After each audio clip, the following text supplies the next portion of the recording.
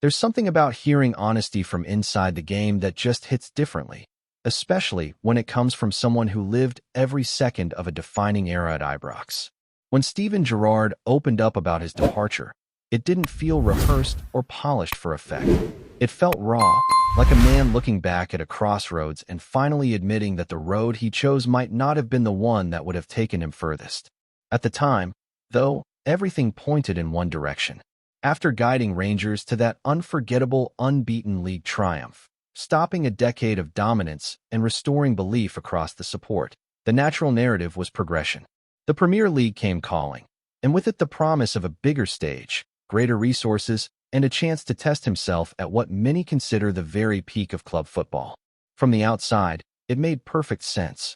A manager on the rise, fresh off one of the most significant achievements in Scottish football in recent memory, stepping into a league where the margins are finer and the spotlight is relentless.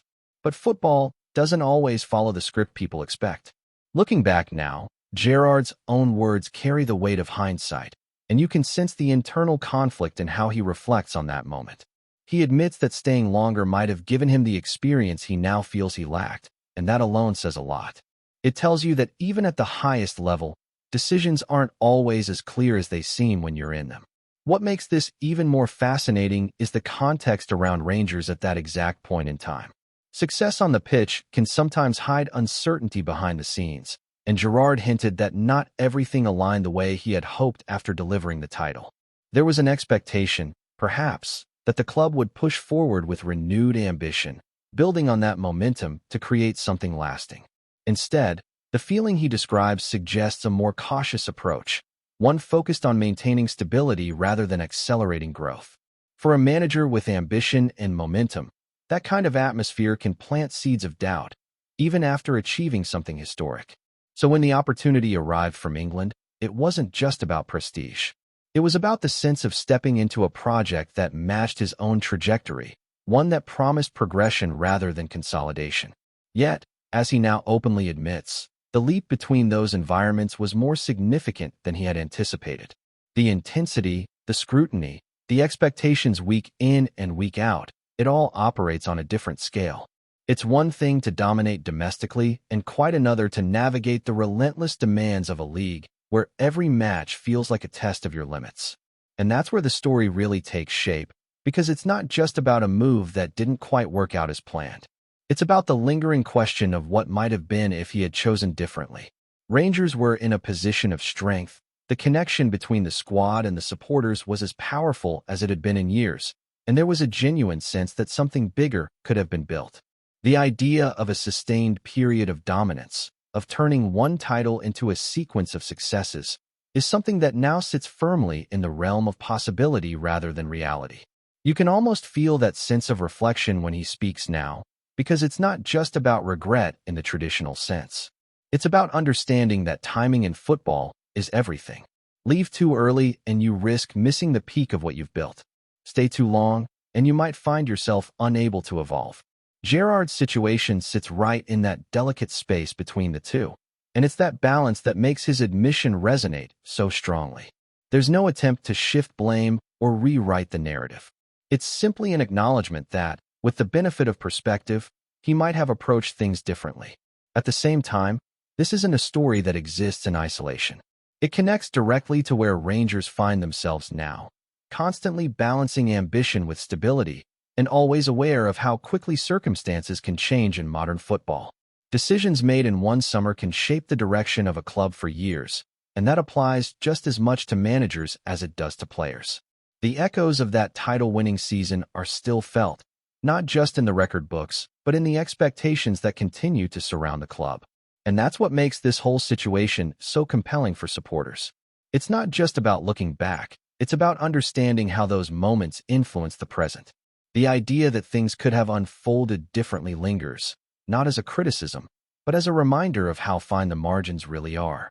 One decision, one opportunity taken or passed up, and the entire trajectory shifts. For Gerrard, that realization has clearly settled in, and the way he speaks about it now gives a rare glimpse into the mindset of someone who has experienced both sides of that equation. Meanwhile, as that chapter continues to spark discussion, attention begins to turn toward another situation developing within the squad, one that carries its own weight and significance. The future of the club captain is starting to come into sharper focus, and with each passing week, the uncertainty around his next move becomes harder to ignore. As the discussion around the manager's past decisions continues to stir debate among supporters, another situation is quietly developing that could prove just as significant for the club's immediate future. The uncertainty surrounding the captain's contract has gradually shifted from background noise to a very real question mark hanging over the squad. For years, he has been one of the most reliable and influential figures at the club, not just because of his leadership, but because of his consistency, his availability, and his remarkable ability to contribute goals and assists from a defensive position. Players like that don't come around often, and when they do, clubs usually do everything they can to keep them for as long as possible. What makes this situation complicated is timing. At this stage of his career, every contract becomes more than just a sporting decision. It becomes a life decision. The club has to think about long-term planning, wage structure, and squad evolution, while the player has to think about security, playing time, and possibly one last big move before retirement. Those two perspectives don't always align perfectly, and when negotiations take time, it inevitably creates speculation. Supporters begin to wonder, other clubs begin to pay attention, and suddenly a situation that once seemed straightforward becomes increasingly unpredictable. There is also the emotional side of this story, which cannot be ignored. He isn't just another player in the squad. He has been part of major moments, title challenges, European nights, and seasons where he carried enormous responsibility on his shoulders. Captains often become symbols of an era, and when their future becomes uncertain, it feels like more than just a contract negotiation. It feels like the possible end of a chapter. That's why this situation is being watched so closely, because it represents more than just one player potentially leaving. It represents a shift, a transition, and possibly the beginning of a new cycle for the team. Behind the scenes, the club is clearly aware of this reality and has already started looking at potential options for the future. That doesn't necessarily mean a departure is guaranteed, but it does show that planning is already underway.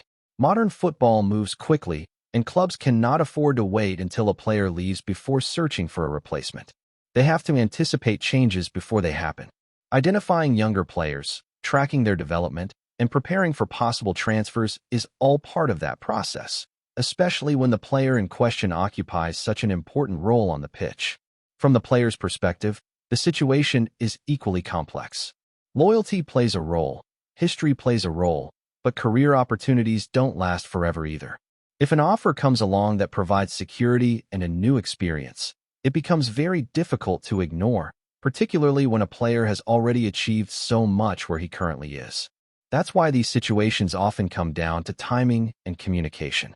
If a player feels wanted and valued, he is more likely to stay. If there is hesitation or uncertainty, even if unintentional, it can plant doubt and open the door for other possibilities. Another factor that cannot be overlooked is the changing nature of squads in modern football. Teams are constantly evolving, bringing in younger players, adjusting tactics, and planning for the future. Even the most important players eventually become part of that transition process. The challenge for any club is managing that transition without losing leadership, identity, and experience all at once. If too many senior figures leave in a short period, the dressing room can change dramatically, and that can affect performances just as much as tactics or transfers. This is why the coming weeks and months could be so important. Conversations will take place, decisions will be made, and the direction of the squad could become much clearer. Whether that leads to a contract extension or a departure, the outcome will have a significant impact on how the team looks moving forward. Supporters understand that football is always changing, but that doesn't make it any easier when familiar faces begin to disappear.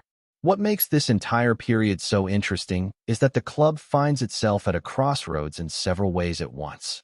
There are reflections about past decisions, questions about current contracts, and plans being made for the future.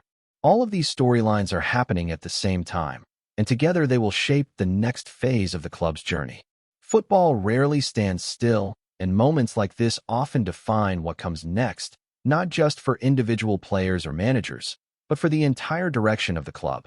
At the same time, There is a growing awareness that replacing a figure of such influence is never just about finding someone who can play in the same position. It is about replacing presence, personality, and the kind of authority that is built over years inside a dressing room. When a captain speaks, teammates listen, not because of a title, but because of everything that has been earned through performances, consistency, and leadership in difficult moments. That is not something that can be signed overnight. It has to be developed, and that takes time, patience, and the right environment. The potential arrival of a younger option naturally brings a different kind of energy, one that is built on potential rather than proven history. That can be exciting, especially for supporters who are always eager to see the next generation step forward. But it also comes with its own risks. Young players need guidance, they need time to adapt, and they often benefit from having experienced figures around them to ease that transition. If a change does happen, the balance within the squad will become even more important, because maintaining competitiveness while integrating new talent is one of the toughest challenges any club can face. There is also the tactical side to consider, which often goes under the radar in situations like this. A player who has been in the team for so long naturally becomes a key part of how the team plays. Movements, combinations, and patterns of play are built around familiarity. When that changes, even slightly, it can take time for the team to adjust. That doesn't mean performances will drop, but it does mean there will be a period of adaptation. Managers have to rethink certain aspects, teammates have to build new connections, and the overall rhythm of the team can shift. From a broader perspective, this moment reflects the reality of modern football more than anything else. Loyalty still exists, but it is constantly balanced against ambition, opportunity, and the practical realities of the game. Clubs cannot stand still, and players cannot ignore the limited window they have at the highest level.